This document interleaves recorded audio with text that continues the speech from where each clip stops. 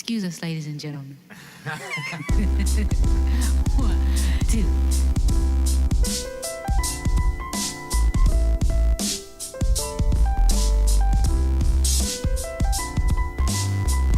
Hey everyone, and welcome to another Yogi Misfit Sessions. My name is Danni Pomplun, still me, and I'm still your host. Today is all about session 56. I've got my man Taylor Hunt on the show, and this guy is just straight up fire. He's amazing. He's got a great story of how yoga came into his life. He had a problem with booze and heroin, ended up finding this yoga teacher who kept finding him. I'm still convinced that she was following him around, but you'll hear more about it in the actual episode. Yoga ended up turning his life around, very similar to the way yoga turned my life around. He wrote a book. He's now got a foundation that helps bring yoga to others. He is just all around someone who I aspire to be like. It was crazy. I had heard about Taylor, recently, but never knew about him and his story. And we started connecting on Instagram, and I was like, why is this guy me? So it was super inspiring to have him on the show, and like a big honor just to get to talk to the dude. As always, I'd like to thank our friends over at SF Yoga Magazine. They are amazing. They're always so supportive of our show. They help us get it promoted, and they also list all the yoga events in the Bay Area. Actually, and more than that, they list yoga events everywhere. So you should check them out. Everything on their website is free, which is super cool as well. And if you love the show, please leave a review. It helps us out a ton. There's a little link here at the bottom that tells you how to leave a review, and you can always share the podcast with your friends. Without further ado, here comes session 56.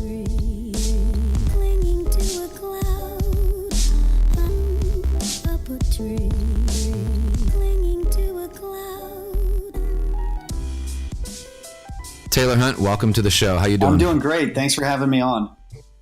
I'm so stoked to have you here, man. It's funny because I actually just found out, or I heard your story actually through Shelby from Ome Apparel. Oh yeah. Yeah, and he was in San Francisco not too long earlier this year, and we got in a conversation. He was hanging out for a few days, and so we hung out and did a bunch of different things around the city. He came to my class, and anyway, he brought up your name, and he's like, "Do you know Taylor by chance? Because you guys have a really similar story." And I was like, "Who's Taylor?" And then I ended up looking into you, and I was like, "Oh, this is fun." Like, there's so many similarities in our story that I was like, "I got to get this guy on the show at some point." Yeah. And then I kind of lost track of you for a bit, and then all of a sudden you popped up on Instagram, and I was like, "It's gonna happen. It's gonna go down." Yeah, well, I appreciate it. I mean, honestly, the guys at Ohm and Shelby have like really, they've supported me from day one. They've been awesome, kind of team members. You know what I mean? They're just such cool dudes. Yeah, like all in all, good humans. Yeah. So, I mean, let's dive deep, man. Like, let's start from the day you were born. Oh man, I was born in Ohio, and my dad owned a business. We moved around a little bit. He was kind of a traveling salesman for a while, and we moved to Columbus when I was maybe like 10 years old or 8 years old, something like that. And, I grew up in basically like a middle America, middle income family. We weren't well off or whatever. My dad as he started his own business, I mean, things got more and more like, bigger houses and nicer cars and things like that as he got more successful. But right. Went to high school at like a really good high school, and that's like kind of where things like started kind of going weird for me. I don't know, maybe that's the best way to say it. Yeah, sure. Yeah, and so from there, I mean, I basically I started using drugs and alcohol, man. And so when I was using the drugs, like I was basically like I was trying to figure out like what my life was supposed to be like. And, that's like a fundamental question that I think everyone asks themselves like around that age. And I couldn't come up with a good answer, to be honest with you, Danny.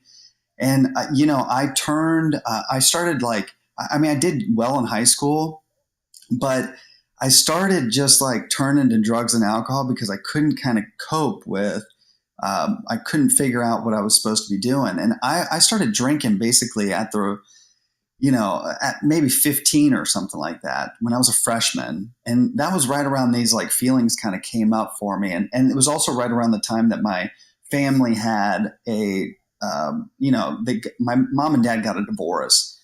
And from that point, like this huge shift happened. And that shift, like my family was like my rock. And from that rock, it was just like kind of split open.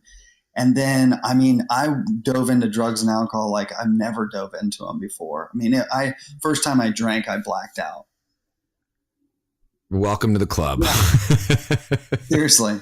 So you think like the main trigger was, that's, I totally, I understand, like, yeah, you're 15 and 16, you're trying to figure things out and you're starting to develop as a person. But it's interesting to hear you say like you were really perplexed with like what you were doing or who you were supposed to be or whatever. And you think that was part of the trigger. And then obviously the divorce of your parents totally added a little more fuel to the fire. Absolutely. And the reason why is because there was just like this deep down sense of that I was supposed to do something important, like I was supposed to, and I wasn't sure if it was going to be in business or, motivation or yoga or any of these things. I was just like, I cannot come up with what I'm actually good at. And I went round and around and around, and I excelled at business when I was in it. Like I ended up working for my dad, and I excelled at it. But there was this fundamental piece that was like missing. I could not like put together this like how do I serve humanity and also like make a living and support a family and get all these other things that I want as well. And when I was in sales and doing that stuff, it's cutthroat, and, you're out there trying to make $1 and I didn't want to be about that stuff either, so it was such like a dynamic time. Like, there was maybe like 5 or 6 years where I was just like completely perplexed with what I was supposed to do with my life. I just knew that I was supposed to do something that I felt like that was important. So the best solution was we'll just drink it and do all the drugs away. Yeah. And so, I couldn't come up with an answer. And so what do? That gnawing feeling inside that, things are not okay. I drowned it in drugs and alcohol. I partied. I tried to make sense of like this business career that, after high school, I got into the business and I tried to make sense of it or dumb it down or water it down basically with the drugs and alcohol. And I could not put together like the ethics and the morality and all of this stuff together. And like, how do you serve another person when you're trying to basically, sell something to them? And so I had to use drugs and alcohol to be okay with it. Yeah. Yeah, totally. You don't want that part to like take over you. Right. And that's what, it came at a bunch of pain though, but it like all of my pain of all the drugs, all the alcohol, everything, like I wouldn't change it for a moment. I wouldn't change one thing that happened during that period. There was times, Danny, when I was so depressed. I was clinically depressed, and I couldn't get my hands off the booze. I couldn't get my hands off the drugs and alcohol. I was clinically depressed, and I was searching for meaning. I was searching for a connection with a higher power. I was searching for a connection with like my own inner being, my like true self, you could call it. And I couldn't find it. It was just, and all of that, gave me what I have today, which is quite beautiful. So you're telling me that even after all the drugs and the booze, like when that stuff ended, your problems were still there? Weird. Yeah. I wish I would have known that part too. It's crazy. Like the problems don't solve themselves. You have to look at them like face to face, and you have to be like, hey, you know what? I'm going to solve this thing. And then once that happens, it's like, okay, game over. So. You can finally knock it out. I mean, I grew up Catholic, man. So my idea of getting rid of a problem was going to talk to somebody about it, and then it was supposed to be over with. Yeah, you're relieved of your sins. Yeah. So you've got, all right. So you've got this, intense story where, drugs and alcohol were a big part of your thing. Same on my account. Like, was, for me, the yoga was a big part of like how I got better. Like the yoga gave me the community. The yoga gave me, the sense of a higher power, or whatever we all call it something different, but the sense of something bigger than myself was definitely like in the practice itself. Like, of course. I know that it's now a huge part of your life. You've got a lot going on with your Ashtanga stuff. I mean, you've got the Trini Foundation as well.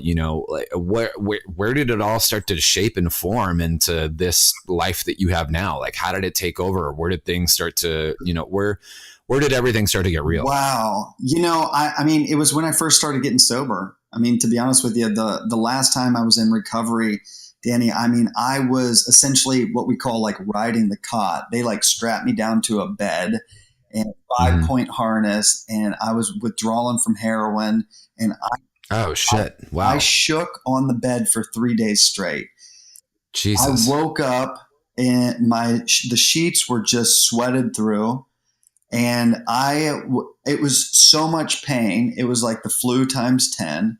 It felt like someone was breaking every single bone in my body. It was literally the most painful thing that I had ever experienced in my life. And from that, they come and unharnessed me or whatever, because I would have left if it was too much pain. Right. I think they know that. So they came and got me, and they drugged me down to the cafeteria. I ate a meal. I ate beef lasagna, which, I mean, I don't eat beef today, but anyways, and I ate drank orange juice, and I sat there at a table with 10 other addicts. None of us were talking. We were all in hospital gowns and like socks on with the little rubber grippies on the bottom. And we sat there and none of us said a word. I ate that food, and I drank a glass of water, like as I was walking up the stairs. Like I felt like I was finally getting my strength back. I hadn't eaten for like 3 or 4 months. I mean, I was like 130 pounds or something like that. And wow. Yeah. I mean, I'm 6'3" too. So, I mean, I was like super skinny. You weighed 135 at 6'3"? Yeah. Yeah. I mean, I wasn't eating at all. And so, because basically heroin anesthetizes you stop going to the bathroom, stop eating, and you become. Yeah. I was eating Pepsi and Chewy Sweet Tarts. That's all I would eat. That's insane. Wow, that's insane, man. It totally. And so then I went upstairs. I drank that glass of water, and I remember falling to my knees. And I fell to my knees, and I literally said, like, if you can get me out of this one, I'm willing to do whatever it takes in order to get sober. And I mean, I was talking to my higher power, someone who I did not or didn't think I had a connection with anymore. And I was basically saying a foxhole prayer, get me out of this and I'll be different the next time. And I got up in bed and I fell asleep. And it was the first time, Danny, in months that I had slept for 8 hours. And I woke up the next morning, and I literally said out loud, as soon as I woke up, I want to live again. And when I said I wanted to live again, it meant that I had to do all of those things that I asked for. Like, if you're going to get me out of this one, I'm going to do whatever it takes in order to get sober. I got a sponsor. I went to meetings. I got involved in everything with like the 12 steps that you possibly get into. And then from there, at about 6 months sober, I went into my first yoga class, and it was hard to get me in the yoga class. Like, I'm a Taurus, and I'm like stubborn as hell. And this lady, she entered into my life. And when she entered into my life, she walked up to me at a meeting and like a beeline right up to me. And she says, I think I'm supposed to teach you yoga. And I was like, who in the hell told you that? Like, who told you that? And she was like, I just have this feeling like I'm supposed to teach you yoga. Would you be interested in doing my class? And I was like, no. And you're like, actually, I don't want that. No, I don't want that at all. Like, I'm not interested. And just in the other breath, I'm talking about like, I'm willing to do whatever it takes. And this is about 6 months sober or whatever. And I was essentially like working the 11th step. sought through prayer and meditation to improve our conscious contact with God. And so I was in a place where I was like getting ready to integrate that step into my life. And this lady walked into it, but I didn't see it as that in the beginning.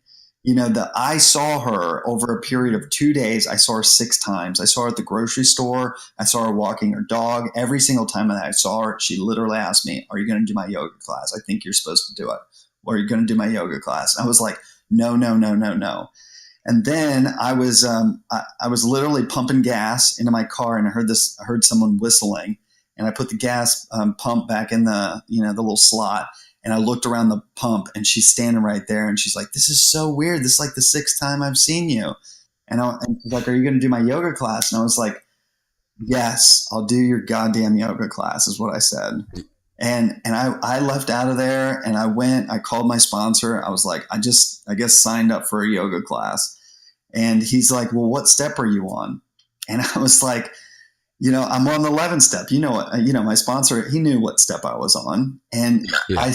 I said, sought through prayer and meditation to improve our conscious contact with God, all of that stuff. And he said to me, "Well, isn't yoga meditation?" And it was like a freight train hit me in the face. And I was like, oh man. And I thought to myself, like, how stubborn I am and how ridiculous. Like, I should just said yes the first time. And from that, I went into my first yoga class, and it was literally one of the worst experiences that I had in my entire life. I freaking hated it.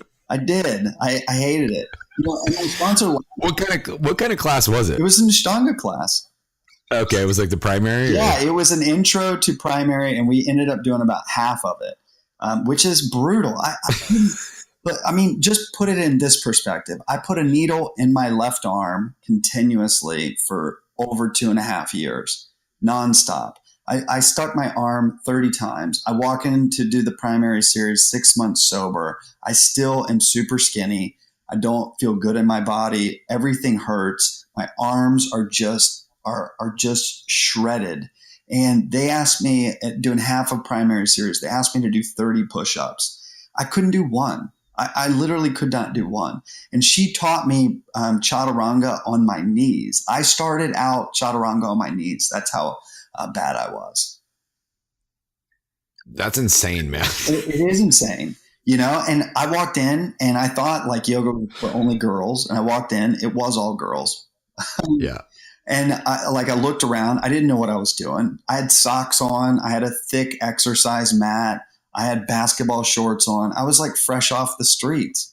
I was living in a crack house before, my wife, my now ex-wife, she's the one who busted me out of a crack house and threw me into treatment center. So I all of a sudden, like 6 months later, I'm in a yoga studio, like doing yoga. I don't have any of the right gear. I don't even have any money. One of these things is not like the other. No, exactly. And I'm the only guy there too. You add all of that stuff, and they're stretching before like doing the yoga, before the teacher shows up. I start stretching, and I'm like, oh, I'm going to beat all of these girls at yoga before I even did it the first time. And honestly, like if it was a competition, I got my ass handed to me the first day by all those women. They kicked my ass. Taylor's getting first place in yoga today, everybody. Right. And I walked in like holding up number one, it's like, oh yeah, I'm going to be number one. Yes. And what I found was that the yoga was like so reflective. It showed me essentially everything that I had done wrong in my body, in my life, in my mental, like psychology, like in my, all of my emotions, everything, it all came to the surface that first day. And honestly, I wasn't thinking that I was ever going to show up again. And because it made me feel super vulnerable. And I laid down for Shavasana. We laid there, and I was literally like crying angry tears. I was so freaking pissed. And because it cracked me open, and it also gave me a true reflective experience of what was happening on the inside and the damage that I had done to myself. And that hurt because I was able to deny it all the way until that first yoga class. And honestly, I think that's why a lot of people run from yoga, because they see that. They've seen what they've done to their lives. They've seen what they've done to their body. And man, it hurts. It really hurts. And Well, it's you know, you end up facing, you come face to face where you're like, oh shit, I ran away from this so much, and now it's like, you know, you're getting hit head on, and the running away doesn't work anymore. You know, you literally have nowhere else to go but just sit down with your shit. I know. And that's exactly what happened. And I walked out of there, and I was in the yoga parking lot. Just to put this into perspective, I was in the yoga parking lot. I had an old Red Bull in my cup holder. I grabbed the old Red Bull. I grabbed a Marlboro Light. I was smoking the Marlboro Light and drinking this Red Bull. And I was like, I freaking hate this place. I mean, and I just imagine everyone getting let out of yoga class and someone smoking a cigarette outside and like basically fuming, tears running down his eyes, bright red, looks like a hoodlum. And I'm standing out there and I'm like, I'm going to burn this place down. I'm going to burn this place down. It brought up so much like anxiety and so much. I mean, it brought up depression. It brought up it all. And I called my sponsor and I said, I'm never going back to that again. And I explained the whole situation to him. And he said something that was pretty profound. And it's stuff that or sort of like kind of the backbone of how I teach. He said, well, the reason why that stuff is being brought up is so that it can be released, so you don't have to live in that anymore. And it gives me chills just to think about that. He said that to me, and I was like, man, that is like just, you know, that's straight to the heart. And I went back just because he said that. I was like, yeah, you're right. All those things that I had done to myself, I think I've been given a tool so that I can heal my body, heal my mind, heal my emotions, heal like psychological body, all of that stuff. And that was a transformative, pivotal period. And, you know, from there, I mean, I started making travels to India and all this other stuff kind of came as a result of that, you know, intense period right there. There's something that I often say a lot one, I'm so tripped out. Like my first yoga class I ever went to was also a Ashtanga class where I could not walk. I literally had to call off work for the next few days because I could not walk for a good couple days. My bosses all thought I was like they all thought I was kidding. I was like, no, I took this yoga class and I can't move. Yeah. But one thing that I always preach about is, you know, or not preach, but something that I believe in, like, I think there's this common misconception that yoga is about the poses, you know, and the poses for me and the way that I see it is the poses are a vessel for the teachings. They happen to have these really cool side effects on our bodies, right? Like the poses can help heal us. Absolutely, for sure. But the real yoga, like the real teachings, isn't in like, you know, like how to do a warrior two. It's how you treat yourself on the way there. How you treat yourself while you're there, what comes up, how we're reactive, how we're not reactive, and then how you treat yourself on the way out. Yeah. And I think that, you know, like if you can jam onto that, like who gives a shit what your warrior two looks like? Who cares if you can press on a handstand? It's like, you know, you can still be a grade A jerk and be really good at handstand, you know, but while you're there and while you're getting pissed off that you can't go up, that's a direct opportunity for yoga. You know, it's a direct opportunity for you to sit there and be like, this is my stuff coming up, you know, and I have an opportunity to look at it and acknowledge it and acknowledge where I'm at, or I can just back away. Sure. You can run. Yeah. And the running part's always hard because like we both just agreed, you know, you can run, but when you stop, you're still there. Yeah. Yeah. I mean, I have the same experience too. I mean, you know, like that, the journey is really the thing that has taught me the most. That destination to get in the pose, like it doesn't even matter.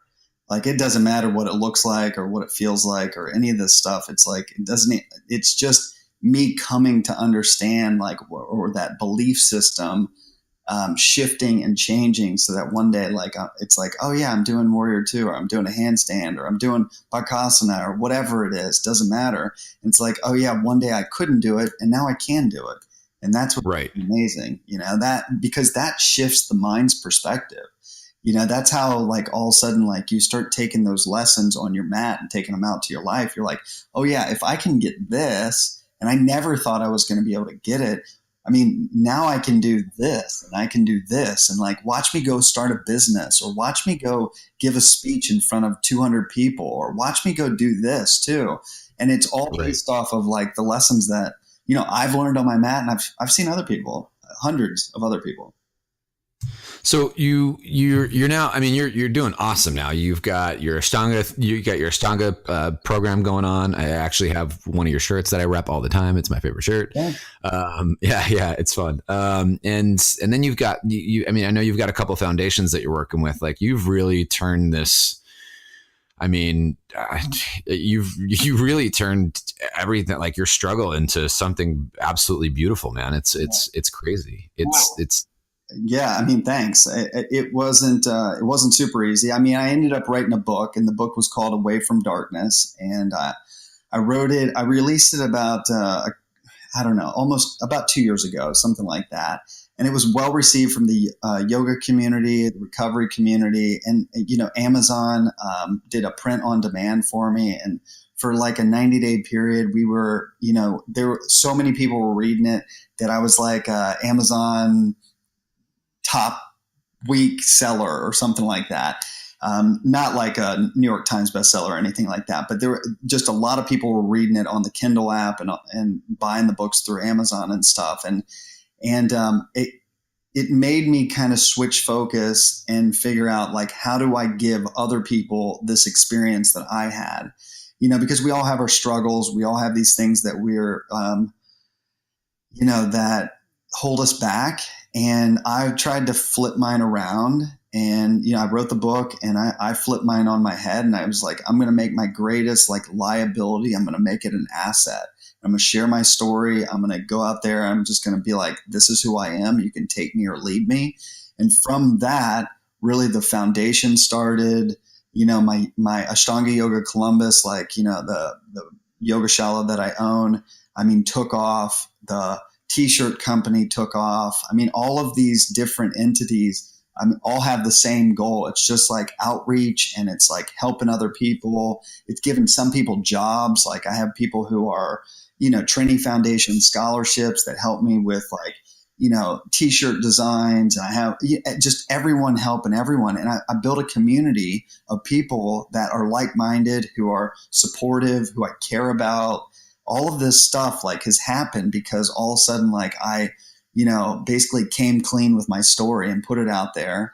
And then from the Trini Foundation, we offer scholarships to yoga programs all over the country. And so I raise money for that. And that's that's a huge entity as well. We raised $100,000 this year. Next year, we'll probably raise double that.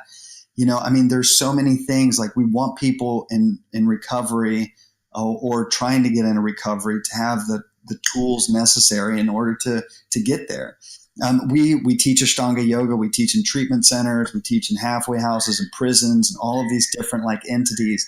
And it's been successful. Our recovery rate of the people that are, getting sober through yoga and 12 steps, they use them together. It's huge. It's like at 50%. The people that come into our program, they stay sober. And man, I told you in the beginning, I was looking for this thing of how to give back. And I never thought I would be a leader of a community. Ashtanga Yoga Columbus has, 100 and some students. The Trini Foundation has hundreds of students that are on scholarships. I have out of town students. I'm traveling all over the world. I don't get to just go and talk about yoga poses. I get to go talk about how yoga can change your life if you make a commitment to show up on a consistent basis. And I don't know if that's what everyone's teaching, but I know that's what I get to teach. And it's powerful, and it's motivational for the people that are there. And I don't know. It's just that I think I found my work. You know what I mean? Yeah. So that's awesome, man.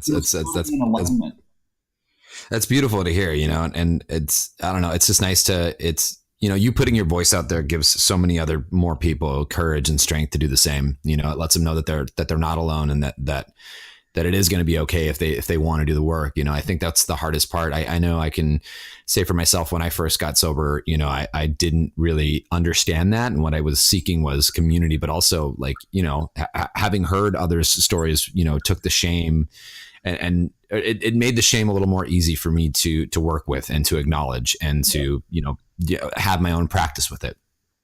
Yeah. When do you sleep, by the way?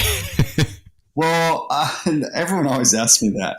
I got 3 kids, so we typically Wait. Did you say you have 3 kids? I have 3, yeah. Okay, so you got Columbus Yoga, you tour around, you've got 3 kids, you've got the Trini Foundation. Cool.